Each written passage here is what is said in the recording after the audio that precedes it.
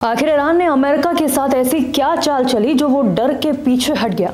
Fighter jets runway पर थे, pentagon alert mode में था और मिडिल ईस्ट में युद्ध की आहट सुनाई देने लगी थी। लेकिन तभी ईरान की तरफ से एक ऐसा संदेश आया जिसने वॉशिंगटन को ब्रेक लगाने पर मजबूर कर दिया। तो सवाल ये है कि वो संदेश क्या था जिसने अमेरिका को झुकने पर मजबूर कर दिया। दरअसल ईरान के विदेश मंत्री अब्बास अरागची ने एक सख्त और बेहद सोच समझकर तैयार किया गया संदेश जारी किया। इस संदेश में ईरान ने साफ कहा कि देश के भीतर दी जा रही फांसी पर रोक लगा दी गई है ताकि किसी भी बाहरी हस्तक्षेप का बहाना ना बने। लेकिन असली चेतावनी इसके बाद आई। अरागची ने दो टूक कहा कि ईरान की सशस्त्र सेनाएं पूरी तरह तैयार हैं और अगर ईरानी संप्रभुता पर जरा सा भी हमला हुआ तो उन्हें ये अच्छी तरह मालूम है कि निशाना कहाँ साधना है। उन्होंने अमेरिका को उसी के आईने में जवाब देते हुए कहा, जब डोनाल्ड ट्रंप अपने ही देश में नेशनल गार्ड तैनात कर सकते हैं तो ईरान को भी अपनी सीमाओं की रक्षा करने का पूरा अधिकार है। ये बयान सीधे सीधे ट्रंप की उस धमकी का जवाब था जिसमें उन्होंने कहा था कि अगर ईरान ने प्रदर्शनकारियों पर गोली चलाई तो अमेरिका हस्तक्षेप करेगा। लेकिन ईरान पर ट्रंप की धमकियों का कोई असर होता नहीं दिखा, बल्कि मामला उल्टा पड़ गया। ईरान की सरकारी टेलीविजन पर एक ऐसा वीडियो चलाया गया जिसने वॉशिंगटन में हलचल मचा दी। इस फुटेज में पेंसिल्वेनिया में ट्रंप पर हुए जानलेवा हमले की तस्वीर दिखाई गई और फारसी में लिखा था, इस बार निशाना नहीं चूकेगा।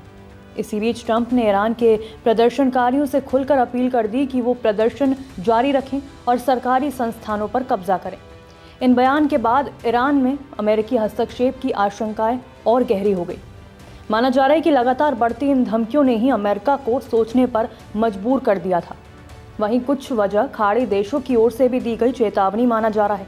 सऊदी अरब, कतर, ओमान और मिस्र ने कहा था कि अगर ईरान पर हमला हुआ तो उसका असर सिर्फ युद्ध तक सीमित नहीं रहेगा, बल्कि पूरे क्षेत्र की सुरक्षा और वैश्विक अर्थव्यवस्था हिल जाएगी और इसका नुकसान आखिर में अमेरिका को ही झेलना पड़ेगा। एक वजह अमेरिका की अपनी सैन्य तैयारियों से भी जुड़ी है। उस समय मिडिल ईस्ट में अमेरिका का कोई भी एयरक्राफ्ट कैरियर स्ट्राइक ग्रुप तैनात नहीं था। 15 जनवरी को ही यूएसएस अब्राहम लिंकन को साउथ चाइना सी से मिडिल ईस्ट की ओर बढ़ने का आदेश दे दिया गया था, जिससे वहां पहुंचने में लगभग एक हफ्ते का वक्त लगता।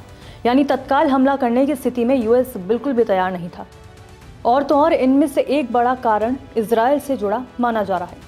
14 जनवरी को इजरायली पीएम बेंजामिन नेतन्याहू ने ट्रंप से बातचीत की। उनसे ईरान पर किसी भी तरह के सैन्य हमले को फिलहाल रोकने की अपील की थी। ट्रंप की प्रेस सेक्रेटरी ने भी इस बातचीत की पुष्टि की थी। भले ही इजराइल ईरान में सरकार विरोधी आंदोलनों को समर्थन देता हो, लेकिन वो इस वक्त अमेरिका द्वारा सीधे हमले के पक्ष में नहीं था। जून 2025 में इजराइल और ईरान के बीच टकराव हुआ था। इसमें इजराइल की मिसाइल क्षमता को नुकसान पहुंचा था। उसका आयरन डोम सिस्टम पूरी तरह मजबूत स्थिति में नहीं है। इजराइल नहीं चाहता कि अभी ईरान को उकसाया जाए। अगर ईरानी सरकार तख्ता पलट की कोशिशों को नाकाम कर देती है तो वो ज़्यादा ताकतवर होकर इजराइल पर हमला करेगा। कुल मिलाकर इन सभी वजहों को मिलाकर देखा जाए तो साफ होता है कि ईरान पर हमला करने का फैसला ट्रंप को शायद भारी पड़ सकता था और शायद यही डर था जिसने अमेरिका को आखिरी वक्त पर पीछे हटने पर मजबूर कर दिया। नमस्कार, मैं हूं मानक गुप्ता।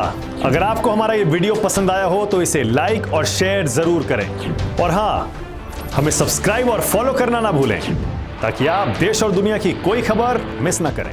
तो जुड़े रहिए हमारे साथ और देखते रहिए न्यूज़ 24।